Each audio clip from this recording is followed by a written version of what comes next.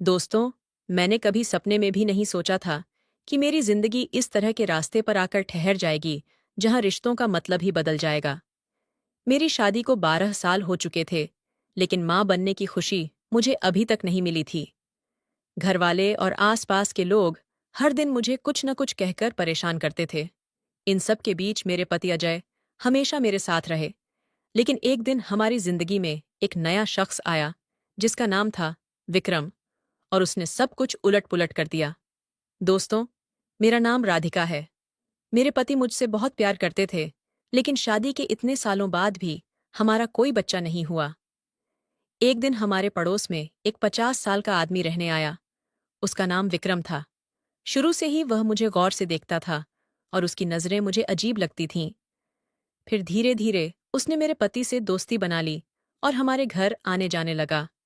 मुझे समझ आने लगा कि वह मुझे किसी खास नज़र से देखता है। एक रात जब अजय घर पर नहीं थे, विक्रम अचानक हमारे घर आ गया। उस रात जो हुआ, उसने मेरे मन पर गहरी ठेस पहुंचाई। वह घटना मेरे लिए एक ऐसा निशान छोड़ गई जिसे मैं कभी भूल नहीं सकती। दोस्तों, मैं अब 35 साल की हूँ। मैं बहुत खूबसूरत हूँ, मेरी त्वचा गोरी है और लोग मेरे रूप की तारीफ करते नहीं थकते। बचपन से ही मुझे अपनी सुंदरता की वजह से बहुत तारीफें मिली हैं। मोहल्ले वाले कहते थे कि मेरी शादी किसी रईस घराने में होगी। हमारे परिवार में 3 बहनें और एक भाई था। मैं सबसे बड़ी थी। हम बहुत गरीब थे। मेरे पिता बड़ी मुश्किल से घर चलाते थे। उनकी सारी कमाई हमारे खाने पीने में खत्म हो जाती थी। जब मैं 20 साल की हुई, तब तक मेरी शादी नहीं हुई थी। मेरे पिता चाहते थे कि जल्दी शादी हो जाए, लेकिन दहेज के लिए पैसे जुटाना हमारे बस की बात नहीं थी। हमारा परिवार सचमुच बहुत तंगहाल था। मेरी माँ का निधन मेरे छोटेपन में ही हो गया था। मेरा भाई मुझसे 4 साल छोटा था। मजबूरी में उसने पढ़ाई छोड़ दी और काम शुरू कर दिया। मैं भी कुछ बच्चों को पढ़ाकर घर में मदद करती थी, लेकिन एक दिन मेरे पिता को अचानक बीमारी ने घेर लिया और वे हमें हमेशा के लिए हमें छोड़कर चले गए। तब हम चारों भाई बहन बेसहारा हो गए। हमारी पढ़ाई रुक गई और हमें छोटे मोटे काम करने पड़े। एक दिन मेरी बुआ हमारे घर आईं। उन्होंने मेरे लिए एक रिश्ता सुझाया। लड़के का परिवार ठीक ठाक था, लेकिन हमने साफ कह दिया कि दहेज देना हमारे लिए मुमकिन नहीं है। उन्होंने हम पर जोर नहीं डाला और फिर एक दूसरा रिश्ता ढूंढा जो हमारी हैसियत के मुताबिक था। एक दिन लड़के वाले हमारे घर आए। लड़के का नाम अजय था। वह अपने माता पिता के साथ आया था। वे बहुत अमीर नहीं थे, लेकिन हमारी तरह गरीब भी नहीं थे। अजय सरकारी नौकरी करता था। उसने मुझे पसंद किया और कहा कि उसे दहेज नहीं चाहिए। फिर मेरी बुआ और फूफा ने थोड़े पैसे इकट्ठे करके मेरी शादी करवा दी। शादी के समय बुआ ने मुझसे कहा था, ससुराल में चाहे जो हो जाए, लेकिन वहां से लौटकर मत आना।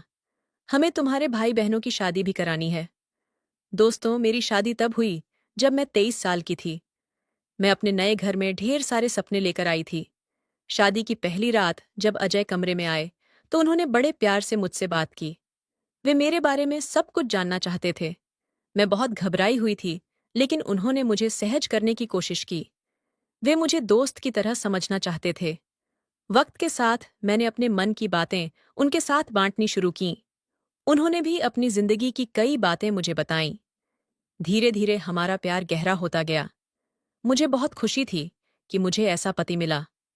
उस वक्त बुआ की बात याद आती थी, ससुराल से वापस मत आना। मैं सोचती थी कि इतने अच्छे इंसान को छोड़ना मेरे लिए नामुमकिन है। शादी को 6 साल हो गए थे। तब सास ससुर ने बच्चे के लिए दबाव डालना शुरू कर दिया। हमने बहुत कोशिश की, लेकिन कुछ हासिल नहीं हुआ। ससुराल वाले मुझे ताने मारने लगे।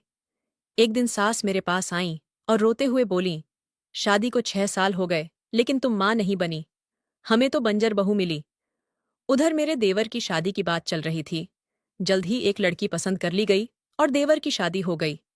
उसकी पत्नी प्रिया 2 साल में माँ बन गई। इसके बाद घरवालों और रिश्तेदारों ने मुझे और ताने देने शुरू कर दिए। मेरी गोद खाली होने की वजह से सब मुझे हेय नजरों से देखते थे। जब मेरा बच्चा नहीं हुआ, तो घर में या पड़ोस में कोई नहीं चाहता था कि मैं शुभ कामों में हिस्सा लूं। मोहल्ले में कोई अच्छा मौका होता तो मुझे बुलाया नहीं जाता। लोग कहते, ये तो बांझ है। मुझे लगता था कि मेरी कोई कीमत ही नहीं रह गई। देवरानी के बच्चे होने के बाद वह अपने बच्चों को मुझसे दूर रखती थीं। वह मुझसे छोटी थी, लेकिन मौका मिलते ही मुझे चुभते हुए शब्द कहती थी। ससुराल का माहौल मेरे लिए हर दिन मुश्किल होता जा रहा था। देखते देखते देवरानी के 2 बच्चे हो गए, फिर भी उसका व्यवहार मेरे प्रति जरा भी नरम नहीं पड़ा। एक दिन मैं तानों से परेशान होकर रो रही थी। सास गुस्से में बोलीं, शादी को 12 साल हो गए, अब हम अजय के लिए दूसरी लड़की देख रहे हैं। जल्द ही उसकी शादी कर देंगे और इस बांझ को निकाल देंगे। उन्होंने नेहा नाम की लड़की से अजय की शादी तय कर दी। तब मुझे बुआ की बात फिर याद आई, ससुराल से वापस मत आना। बुआ ने मेरे भाई बहनों की शादी करवा दी थी। मैं कभी कभी उनसे फोन पर बात करती थी। बुआ ने कई बार कहा था कि डॉक्टर को दिखाओ। मैं गई भी, टेस्ट भी हुए, लेकिन अजय ने मुझे रिपोर्ट कभी नहीं दिखाई। मुझे शक होता था कि कमी मुझमें है या उनमें। एक दिन अजय ने अपनी माँ से कहा, माँ, मैं नेहा से शादी नहीं करूंगा। मैं राधिका से प्यार करता हूं और उसके साथ रहूंगा। हम यह घर छोड़कर जा रहे हैं। उनके इस फैसले से सब हैरान रह गए। अजय ने मुझसे कहा, मैं तुम्हारे साथ आखिरी सांस तक रहूंगा। अपना सामान बांध लो। हमने सामान समेटा और एक किराए के घर में चले गए। उस घर का मालिक विक्रम था, 50 साल का एक अकेला आदमी। वहां जाने के बाद मैंने देखा कि वह मुझे अजीब नजरों से देखता था। वह मुझे ऊपर से नीचे तक घूरता रहता था। अजय ने भी विक्रम के व्यवहार में कुछ गलत देखा। शुरू में उसने हमारी मदद की, लेकिन वक्त के साथ मुझे उसकी नजरें परेशान करने लगीं। जब अजय घर पर नहीं होते, वह खिड़की से मुझे ताकने की कोशिश करता। मुझे डर और बेचैनी होने लगी। फिर विक्रम ने अजय से दोस्ती गहरी कर ली। एक दिन उसने अजय से कहा, मैं इस घर में अकेला हूं। मेरी पत्नी 7 साल पहले गुजर गई। आपको किराया नहीं देना पड़ेगा। मैं हर महीने आपको कुछ पैसे दूंगा। बस मेरे लिए खाना बना देना, क्योंकि मुझे खाना बनाना नहीं आता और बाहर का खाना मुझे नुकसान करता है। अजय ने यह बात मान ली, क्योंकि इससे हमें फायदा था। इसके बाद विक्रम दिन में 3 बार खाने के लिए आने लगा। एक रात वह शराब की बोतल लेकर आया और अजय से बोला, आज मस्ती करते हैं। अजय ने मुझे भी बुलाया। मैंने पहले कभी शराब नहीं पी थी, लेकिन दोनों ने जोर दिया। मैंने पी ली और नशे में चूर हो गई। तब विक्रम मेरे करीब आने लगा और मुझे छूने की कोशिश करने लगा। तभी अजय बोले, चलो हम तीनों नाचते हैं। मैंने 12 साल तक सिर्फ दुख देखा था, तो उस पल थोड़ा खुश होना चाहती थी। मैं नाचने लगी। नाचते वक्त विक्रम मुझे छूने लगा। मुझे अजीब लगा, लेकिन अजय कुछ नहीं बोले, बल्कि वे इसे मजा लेते हुए दिख रहे थे। उस पल मुझे लगा कि हमारे रिश्ते का यह नया रूप सबके लिए अनोखा था। विक्रम मुझे अलग नजरों से देख रहा था और अजय इसे मानते हुए लग रहे थे। एक दिन जब अजय घर पर नहीं थे, विक्रम दोपहर में आया। उसने कहा, भाभी, आप बहुत सुंदर हैं। अजय बहुत खुशकिस्मत हैं कि उन्हें आप मिली। ये सुनकर मैं परेशान हो गई। मैंने धीरे से कहा, 12 साल हो गए, लेकिन मेरा कोई बच्चा नहीं हुआ। मेरी बात सुनकर उसने मेरा हाथ पकड़ लिया। मैं डर गई। फिर वह बोला, अगर आप चाहें तो मैं आपकी मदद कर सकता हूं। उसकी बात से मैं सन्न रह गई। कुछ बोल नहीं पाई। खाना खाकर वह मुझे अजीब नजरों से देखता रहा और चला गया। धीरे धीरे वह हमारे परिवार का हिस्सा बन गया। अजय उसे बहुत मानते थे। वे कहते, विक्रम मेरे लिए सच्चा दोस्त है। परिवार से दूर रहकर मैं अकेला था, लेकिन उसने मेरी जिंदगी में रंग भरे। मैं उससे सब कुछ कह सकता हूं। मैं सोचती थी, क्या अजय उसकी नजरों को नहीं देखते? फिर उसे रोकते क्यों नहीं? कुछ दिन ऐसे ही बीते। जब अजय नहीं होते, विक्रम आता और रसोई में मेरे पास खड़ा हो जाता। कभी मेरी कमर पकड़ता, कभी मुझे करीब खींचता। मैं डरती थी, लेकिन उसे रोक नहीं पाती थी।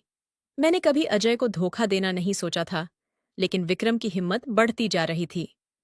एक दिन उसने मुझे जोर से गले लगाया और बोला, तुम बहुत प्यारी हो। मैं बेबस महसूस कर रही थी। फिर वह रात आई जो मेरे लिए भूलना मुश्किल है। अजय काम से बाहर गए थे। रात को किसी ने दरवाजा खटखटाया। मैंने खोला तो विक्रम खड़ा था। उसकी आंखों में चमक थी। मैं उसे रोक नहीं पाई। उस रात मैंने लाल नाइटी पहनी थी। मेरा शरीर कांप रहा था।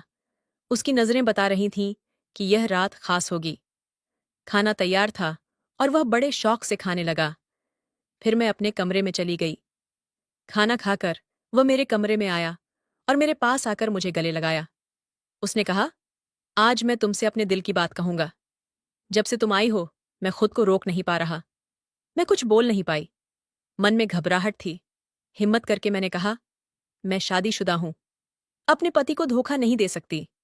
उसने कहा, यह धोखा नहीं है। मैंने सख्ती से कहा, मैं अजय के लिए वफादार हूं। हमारे रिश्ते में किसी तीसरे की जगह नहीं। हम बच्चे पैदा करने की कोशिश कर रहे हैं। भगवान चाहेगा तो मैं मां बनूंगी। तब उसने एक कागज मेरे सामने रखा। उसकी आंखों में दर्द था। मैंने कागज पढ़ा तो मेरी आंखें भर आईं। यह एक मेडिकल रिपोर्ट थी जिसमें लिखा था कि अजय पिता नहीं बन सकते। विक्रम ने वह सच बताया जो अजय ने 12 साल तक छिपाया था। मैं कभी समझ नहीं पाई थी। ससुराल में उनकी दूसरी शादी की बात भी हुई थी। ये सब सुनकर मैं स्तब्ध थी। विक्रम बोला, मैं तुम्हारा दुख नहीं देख सकता। तुम्हारी हर मुश्किल हल करना चाहता हूं। मैंने कहा, तुम यहां से जाओ। पहले मैं अजय से बात करूंगी। उस रात वह चला गया। मैं अकेले रहना चाहती थी। इतने सालों का छुपा सच सामने आया था। जब अजय लौटे, मैंने सब बताया। उन्होंने सिर झुकाकर माफी मांगी। बोले, मैं तुमसे बहुत प्यार करता हूं। ये सच इसलिए छिपाया ताकि तुम मुझे न छोड़ दो। तुम्हारे बिना मैं नहीं जी सकता। फिर वे बोले, समाज ने तुम्हें बहुत कुछ कहा। हमें जवाब देना है, इसलिए मैंने विक्रम को भेजा। वह तुम्हें चाहता है। हम तीनों परिवार बना सकते हैं।